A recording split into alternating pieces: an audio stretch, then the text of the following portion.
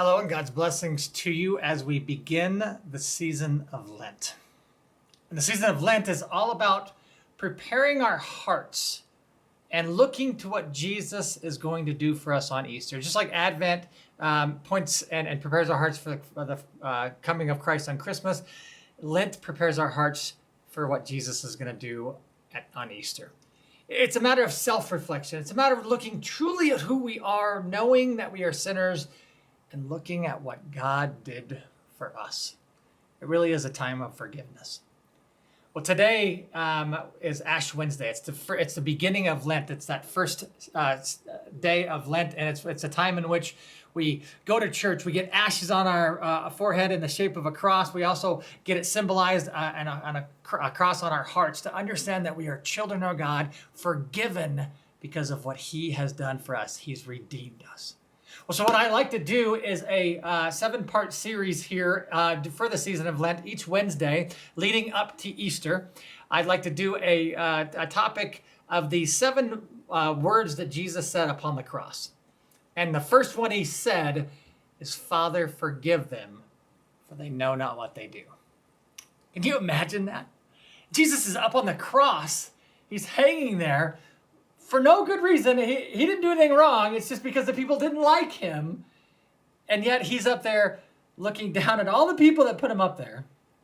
I'm sorry if you understand it. That includes me and that includes you. But all of us who put Him up there, He looks down and says, "Father, forgive them, for they know not what they do." It reminds me of the story. Can you picture the story of the woman caught in adultery in John chapter 8? You see, this woman is drug out into the streets, and there's plenty of evidence to say that she's committed adultery, and the law of Moses states that she should be stoned to death.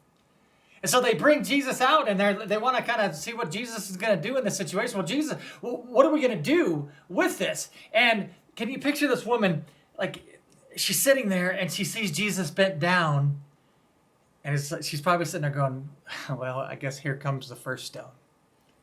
I deserve it. Here it comes." But that stone doesn't come. Jesus doesn't bend down to pick up a rock. Instead, Jesus bends down to write in the dirt. And all the people are like looking at Him going, "What is going on? What are you doing?" I mean, they've all picked up the rocks. They're ready to go. I mean, they probably warmed up. They're ready to go, just like baseball. It's spring training. All right, here we go. We're ready. And Jesus continues to write in the sand. And you could this is like, can you imagine the anxiety that this woman has? I mean, she's pretty much like, I deserve this. I should be condemned. I don't want it to happen. She's probably scared to death, fearful of her life because it's about to end. I mean, that's what the law states. And yet, Jesus still writes in the sand. And finally, Jesus looks up and says to everybody, "All right, well, he who has never sinned, be the first to cast the first stone." And you can imagine the woman sitting there, "Okay, all right, well, fine, here it comes. And then she hears the sound of rocks falling to the ground. And she probably has that picture in her head like, "Oh no, here it comes. But nothing's coming." So she maybe takes a glance out and sees that the noise that she heard of the rocks coming to the ground weren't them missing her. It was all the people dropping the rocks. Because Jesus said, "All right, fine, he who has never sinned, if you've never sinned, go ahead and toss that stone." But the older people knew right away what He was saying. "That ain't me." I mean, I can picture some of the younger crowd, right, sitting there going, "Okay, I don't care. Here it goes. And then realize, you see all the older people dropping their stone wood, and yeah, okay. And they drop their stones as well. But now here comes the time for Jesus. Can you picture this woman as well? She's sitting there going, "Okay, well, I know He can throw it. It's still not over.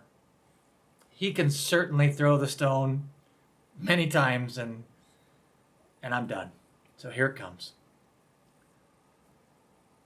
But Jesus doesn't do that.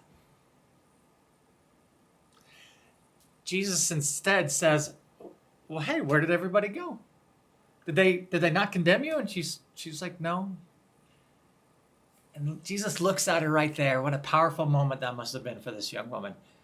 Well, neither do I. You see, Jesus didn't come to this world because he hates us and he wants to be mean to us. He wants to cast a stone. But I will tell you, I don't know why he doesn't do it, because I deserve it. Everybody else in this world deserves it. Why not do it? He said he wouldn't flood the world again, but why don't you come by fire or come by stone? Why do something else? Because that's what we deserve. But he doesn't give it. He gives forgiveness. His whole ministry began, repent, for the kingdom of heaven is near. And here it is, he tells this woman, I'm not going to condemn you either, but I don't want you to keep on sinning, so go and sin no more. Get out of your life of sin. And now we don't really know much more about this woman, but I have to imagine that she did leave that life of sin. Not that she never sinned again. She left that particular life of adultery behind.